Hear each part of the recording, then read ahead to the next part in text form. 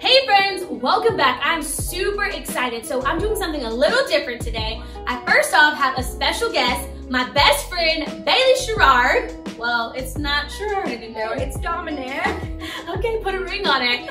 So today, our topic that we're just like, I don't know, that's kind of heavy on our heart, is just talking about our friendship and our perspective of growing up, you know, as best friends for 20 years. And basically, like what we went through as like being diverse best friends. You don't see this every day. Yeah, I think it's very unique.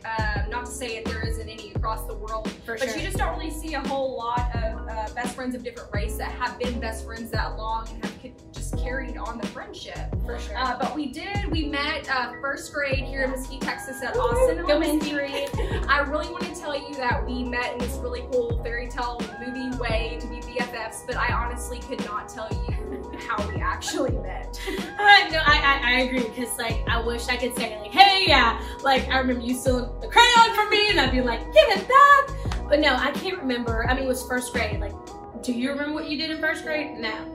But what I do remember is like Michelle, which is Bailey's mom, and my mom, they used to come and do a lot of like, you know, classroom parties. And I don't know, we just like clicked. We meshed. Yeah. And yeah, look at us now. Yeah, I know. I think our friendship really solidified about second, third grade. For sure.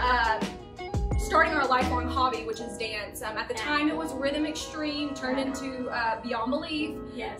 But that kind of was really the start of our strong bond as being friends. For sure. And then too, with Beyond Belief, I just know like at a young age, I feel like we were introduced to like diversity, because if you went to that studio, everyone was so different.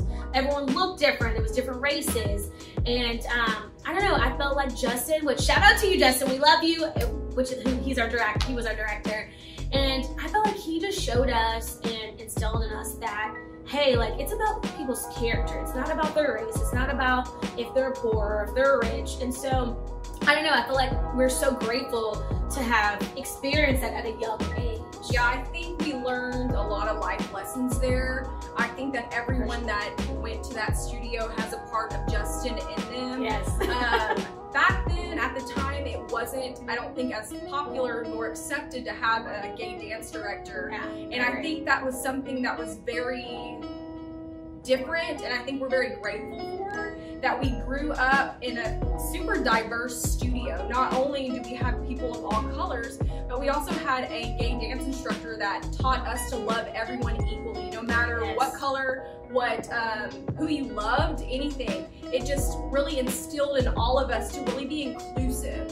So yeah, I think that's really a good word for it. But I think really everyone that left there really took that message with them. And I think it helped us move on to high school and college, where you go around and you meet different people that are not from your area. Yeah, that you don't even know. I think that like not judging and really like loving your neighbor as yourself. I mean, like they say that in the Bible, like we need to love each other as our neighbor. And I think that since we're in a time where, I mean, there is a lot of people's hearts are heavy. A lot of people have different views. This is a time where you put your judgment aside. You really try to look at things from a different perspective if you truly want to grow. And so that's what we're here. We just want to challenge you. We want to be the light.